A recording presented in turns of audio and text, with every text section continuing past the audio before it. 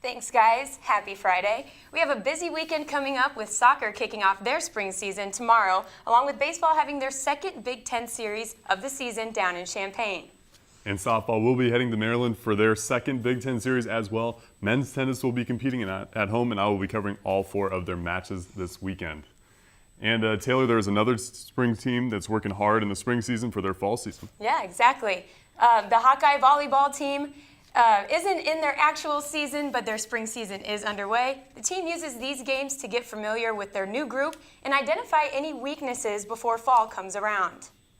Spring ball is always a great time for us to really expand roles for a lot of our players, and the nice part about spring is you get to play a lot of close schools. So we get to play teams like Northern Iowa and Iowa State and Drake. Definitely excited to see how our team of 8 works together and just kind of figures things out without having a supporting staff. Bottom line for us is extending the rep and training time, and again really just trying to grow bigger expanded roles for each player on our team.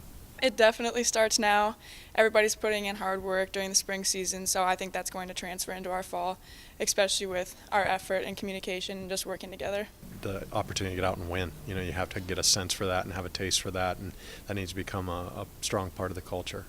And Will, these spring matches don't matter when the fall season begins, but the entertainment value will surely be there when the Hawks play in some in-state rivalry matches. Iowa will face UNI on April 7th and Iowa State on April 13th. Those are still fun games, even though they will not count, of course, with rivalry games. March Madness is moving into the Final Four, but my bracket has been busted since the conference tournaments, and we sent Jacob Senstead out to ask students who they expect to win this weekend. The Final Four of the March Madness tournament consists of 2 number 1 seeds battling it out, along with the Cinderella story, Loyola Chicago, fighting for a spot in the championship game. And while this may be a little different from what I had in my original bracket, it is still going to be a phenomenal weekend for basketball. I know my picks for who I think is going to win. I'm on campus to talk to people and see who they believe is going to go on to the championship game. And who's going to go on and win it all? I'm picking Loyola and also Kansas, but I think Loyola is going to go on and win it all, man. I hope. You like the Cinderella story? I love the underdog, man. Who's going to move on and win it all? Oh, well, I think Nova's going to win it all. That's who I picked in my bracket, and I don't know, I just sticking with them. Who do you have winning this week? I'm going to go double overtime, Loyola beating Michigan, and then Villanova, Loyola taking it to the house all the way with the championship. Who do you have going on to win it all next week after this week? I got Michigan and Villanova, and then I got Villanova taking it all. On April 2nd, a new champion will be crowned. We can throw away our busted brackets and wait a whole nother year to see if our favorite team is going to make the tournament. Reporting from outside the main library, this is Jacob Senstead, DITV Sports. Well, I'm still alive in my bracket. I had Kansas winning the whole thing originally. I had them beating Xavier, and we all know Xavier didn't make it very far, but I'm still alive. What about you? I picked Duke, so no. Yeah. But it was a great tournament, and I really hope Loyola Chicago can pull it out. That would be worth missing, paying $15 for a bracket. You're right. Yeah. And the Iowa women's basketball team season was one to remember. If you didn't get a chance to make it out to Carver Hawkeye Arena, Natalie Iacopetti has a recap for you. When you win, it brings confidence, and that's incredibly easy. It's hard to keep your confidence when things are not going well, when you're losing games. But I think that's what this team did a remarkably good job of doing, is staying confident even through those losses.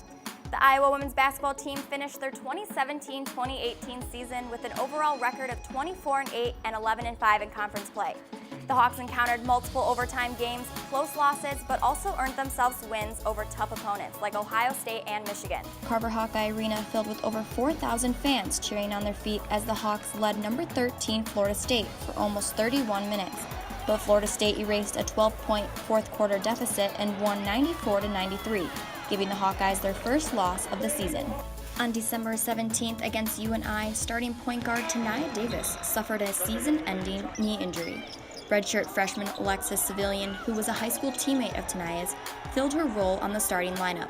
The Hawkeyes this season focused on the importance of assists as a team as they averaged 21 assists per game. I give a lot of credit to, Hannah and Kathleen are our 2 captains, and I think they have been really good leaders this year. I think that they have stayed optimistic, really bought in, And I think when you have leaders like that, it makes everybody, it sets the tone for everybody. The Hawkeyes were led this season by junior Megan Gustafson. Megan was the only player in the country averaging 25 or more points per game. She also earned herself Big Ten Player of the Year and Second Team All-American by the Associated Press. At the Big Ten tournament in Indianapolis this March, Gustafson set a career-high Big Ten tournament record and Iowa school record as she recorded 48 points against Minnesota. The Hawks season ended on March 17th when they lost in the first round of the NCAA women's basketball tournament to Creighton in Los Angeles for their program's 25th appearance. This marked the end of senior Chase Coley and Carly Moan's collegiate playing careers at the University of Iowa. Lisa Bluter earned her 700th victory as a head coach at Carver on November 10th against Quinnipiac. She also was awarded WBCA Regional Coach of the Year. Hopefully the Hawkeyes will return to Carver Hawkeye Arena next season with the same mentality. Reporting for Iowa women's basketball, this has been Natalie Accapetti with DITV Sports. Thanks, Natalie. Guys at the desk, back to you.